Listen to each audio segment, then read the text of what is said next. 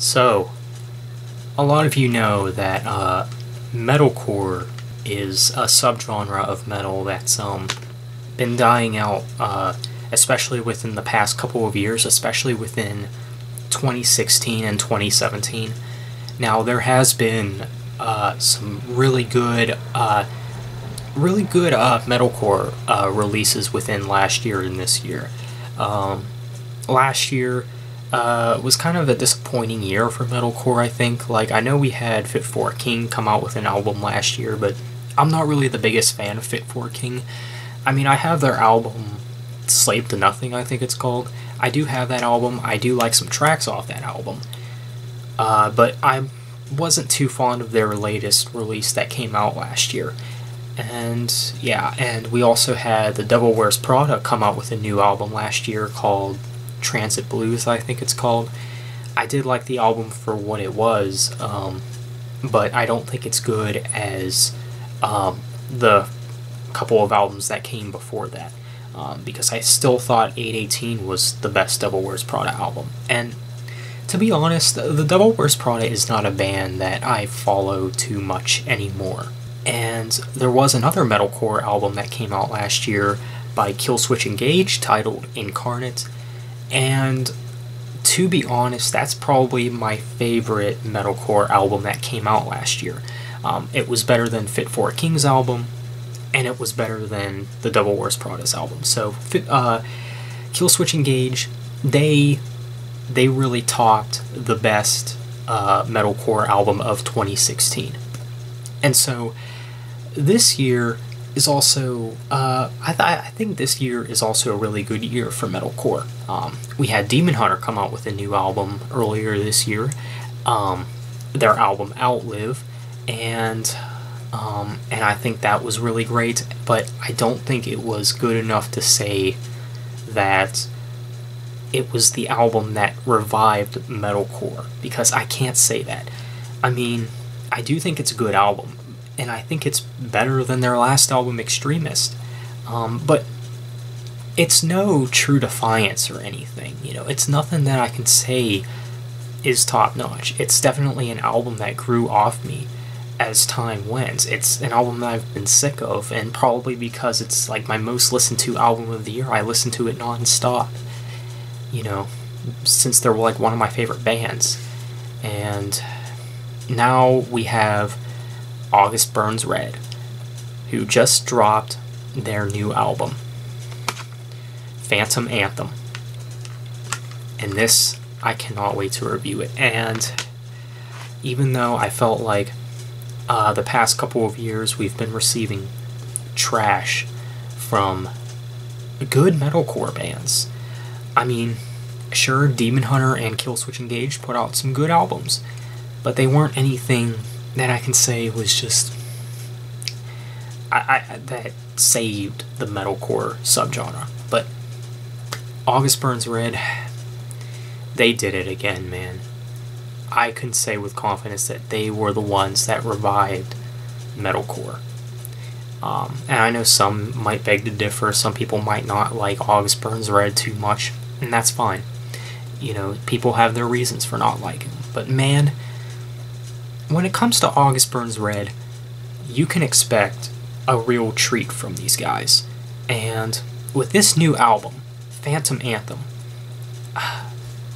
I don't know what else to say other than it's an outstanding album.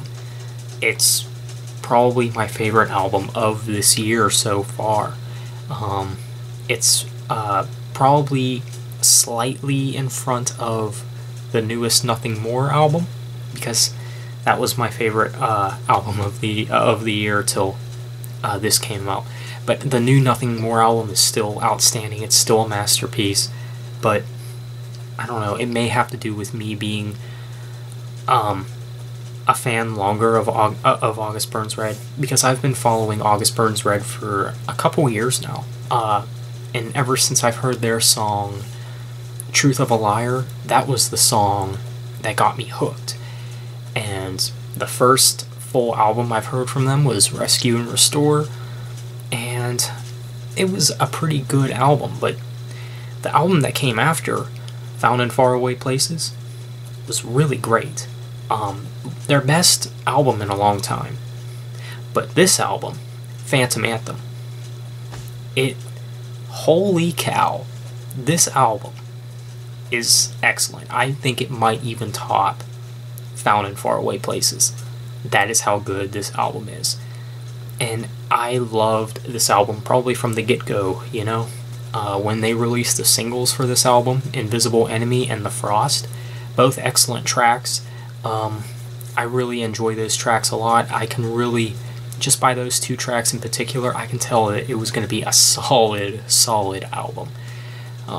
And there's a lot to dig into to this album. There's melody, even though there really isn't much clean vocals in August Burns Red's music. There's still some melody to catch on to, and you can really find some of that in this album. But before I get into the tracks to this album, here's what the album cover looks like.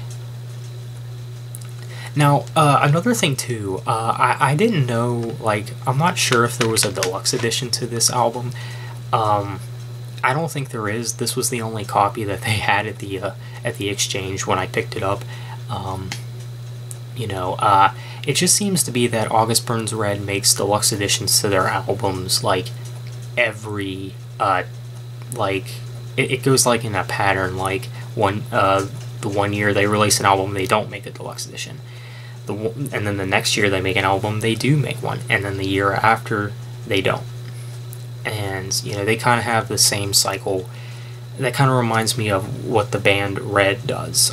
They kind of do the same thing when it comes to their deluxe editions. But, man, this album, Phantom Anthem, has so much going for it. The first track, what's the first track? King of Sorrow. It's a really good album opener. I still think I prefer The Wake from Found in Faraway Places. I think I still prefer that as an album opener over this song. Now, I think I like the songs both equally, but I think The Wake is just more suitable as an album opener. But King of Sorrow, it's not bad. It has a really nice melody to it. The instrument work is just really good. Really lets you know what you're in for. Hero of the Half-Truth, man, this is a great song. It's got this kind of melody within the guitar work. The vocal work is good in this track too. You know, this is a track that I really caught myself standing up to. Because it really just grasped my attention, and I really enjoyed this track. It's got like these church bell sounds at the end of it. It's got some kind of something at the end that kind of reminds me of that. I'm not sure if that's what it is, but you know. The Frost, of course, I've talked about this track before. This is a track that's grown on me for sure. I love this one, and I can see why it's a single now. It's really great. It almost has everything you want in an August Burns Red song, I think. And of course, Lifeline. Lifeline's another good one. I would even say this one's one of my favorites. I really like the way this track is structured, I think. And you notice this throughout most of August Burns Red's more recent material. They go through these like real heavy parts, and then it just breaks down into a soft guitars, I should say.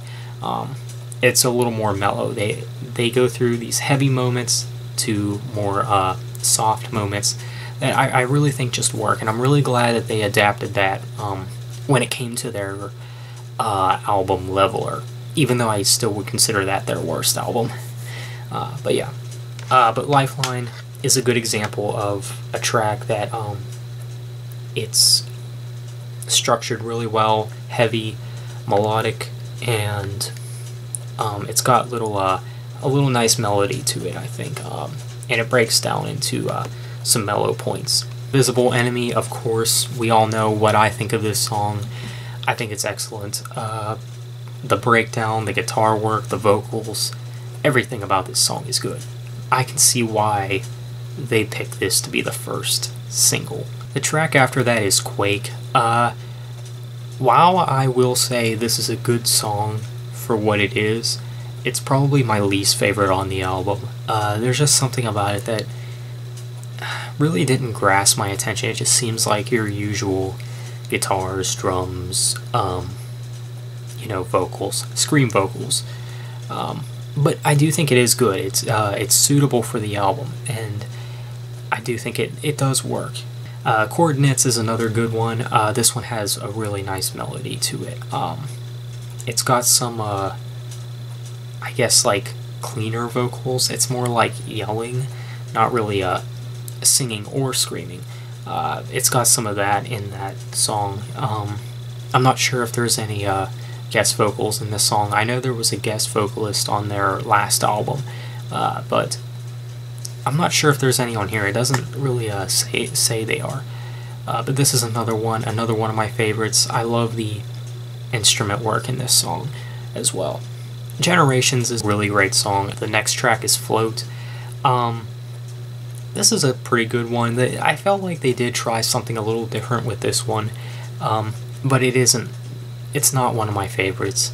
The song could grow on me though.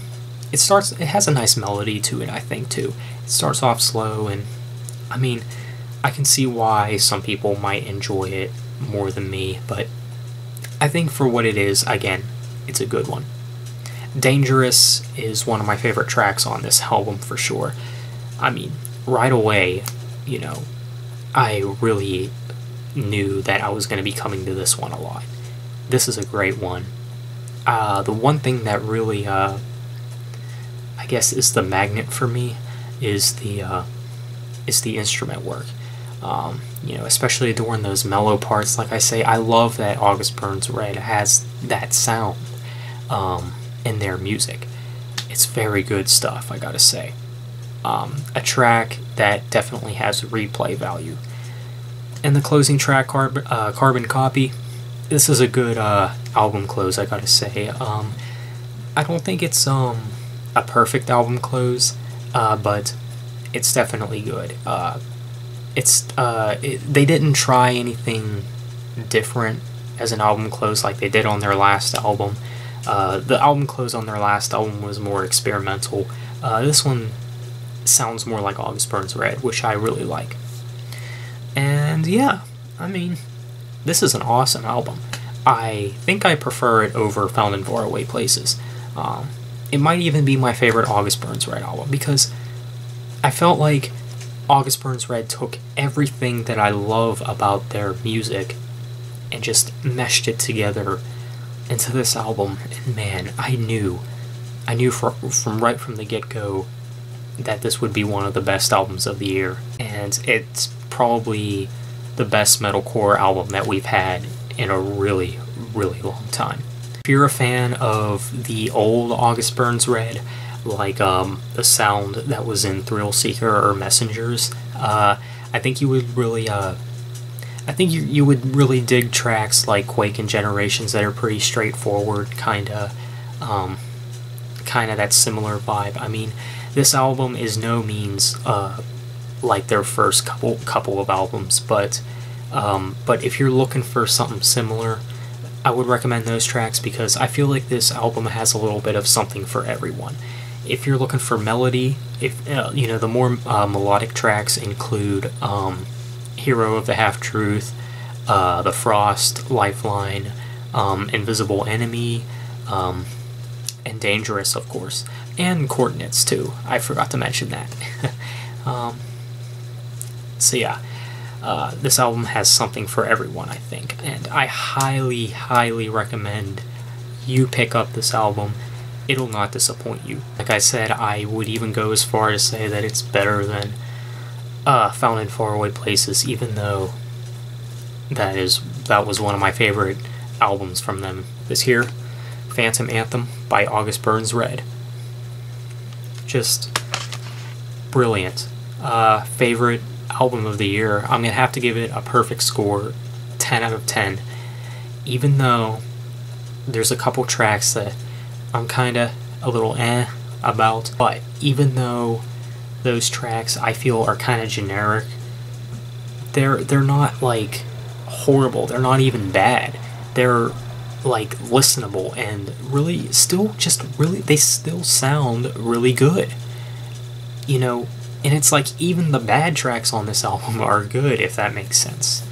So yeah, I'm gonna have to give it a 10 out of 10. It's almost like, I don't want to say it's perfect because I don't think any album's perfect, but man, this is a brilliant album. Like I said, you can always expect a real treat from August Burns Red, but not Leveler. Still probably their weakest release. But Phantom Anthem, it's brilliant. It really is. So yeah, I highly recommend it if you're a fan of metalcore, and if you're a fan of metal, even if you're just looking for something good to listen to, check it out. You know, even maybe if you're not really a fan of the metal genre in particular, definitely give this album a go, because you might at least like the instrument work in the album, you know. Don't let, you know, scream vocals stop you from liking something, because the way I see it, that's not a good reason not to like something at all, you know. But what did you guys think of this album? I think it's really, really great. So be sure to leave a like, comment, and subscribe. Thanks for watching, and I'll see you next time.